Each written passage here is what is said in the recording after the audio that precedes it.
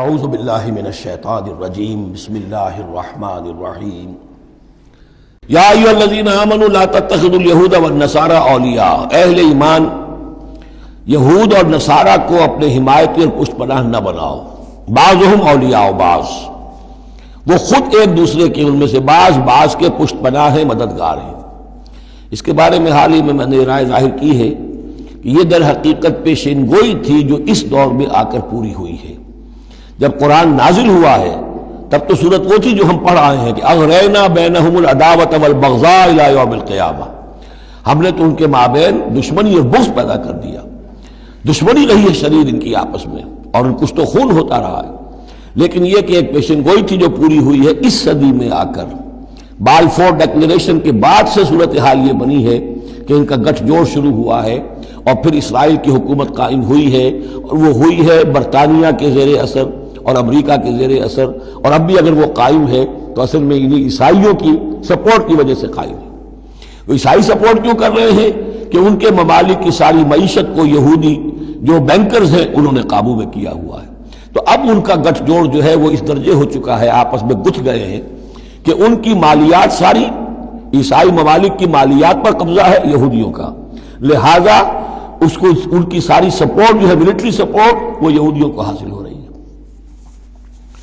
یا ایھا الذین آمنوا لا تتخذوا اليہود والنصارى اولیاء، مت بناؤ یہودیوں اور عیسائیوں کو اپنے حمایتی اور پشت پناہ، بعضهم اولیاء بعض، وہ ایک دوسرے کے مددگار ہیں۔ ومن یتولہم منکم، اور جو کوئی تم میں سے ان سے دوستی رکھے گا، ان سے پیکٹ کرے گا، ان سے اپنی حمایت تلاش کرے گا، فإنہ منہم، وہ انہی میں سے شمار کیا جائے گا۔ پھر ہم اسے مسلمان نہیں سمجھیں گے، ہماری نگاہوں میں پھر وہ یہودی اور نصرانی ہے۔ ان اللہ لا یہدی القوم الظالمین، اللہ ایسے ظالموں کو ہدایت نہیں دیتا۔ آج ہماری جو ہے اکثر ممالک کی پالیسی کدھر جا رہی ہے اور قرآن کا فتویٰ کیا ہے اس پر وہ آپ کے سامنے آ گیا۔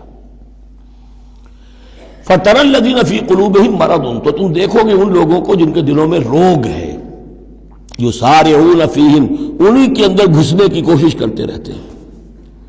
لے جاؤ کشمیر کا مسئلہ، پھر بھاگو UN کی طرف، پھر جاؤ فلاں اور پھر فلاں اداروں میں وہیں سے معاملات طے کرواؤ، گویا کہ ساری ہماری بھاگ دوڑ تگو دو جو ہے پھر یہی ہے کہ انہی کے اندر تَرَى الَّذِينَ فِي قُلُوبِهِم مَرَضٌ، کیوں؟ اس لیے کہ دلوں میں روگ ہے، نفاق ہے۔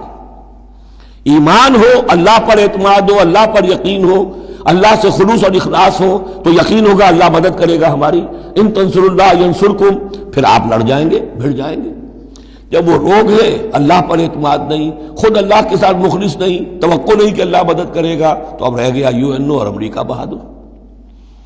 فَتَرَى الَّذِينَ فِي قُلُوبِهِم مَرَضٌ يُسَارِعُونَ فِيهِم، وہ تو انہی کے اندر گھستے رہتے ہیں، کوشش کرتے رہتے ہیں۔ یقولون نخشیٰ ان تصیبنا دائرہ، اب وہ کہتے یہ ہیں کہ ہمیں اندیشہ ہے کہ کوئی گردش زمانہ جو ہے اس کی ہم پر جو ہے کوئی مصیبت نہ آ جائے، ہم اس کے لیے ان کا سہارا لیتے ہیں۔ فَعَسَى اللَّهُ أَن يَأْتِيَ بِالْفَتْحِ وَأَمْرٍ مِّنْ عِندِهِ، ہو سکتا ہے کہ اللہ تعالیٰ جلد ہی فتح لے آئے یا اپنے پاس سے کوئی اور ایسا فیصلہ ظاہر فرما دے، فَيُصْبِحُوا عَلَىٰ مَا أَصَرُّوا فِي أَنفُسِهِمْ نَادِمِينَ، کہ پھر جو کچھ وہ اپنے جیوں میں چھپائے ہوئے ہیں اس پر انہیں نادم ہونا پڑے۔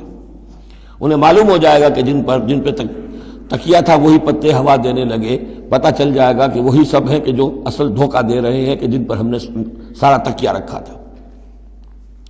وَيَقُولُ الَّذِينَ آمَنُوا هَؤُلَاءِ الَّذِينَ أَقْسَمُوا بِاللَّهِ جَهْدَ أَيْمَانِهِمْ، اور اس وقت پھر اہل ایمان کہیں گے کہ یہ وہ لوگ ہیں کہ جو قسمیں کھا کھا کر کہا کرتے تھے إِنَّهُمْ لَمَعَكُمْ، کہ وہ تمہارے ساتھ ہیں۔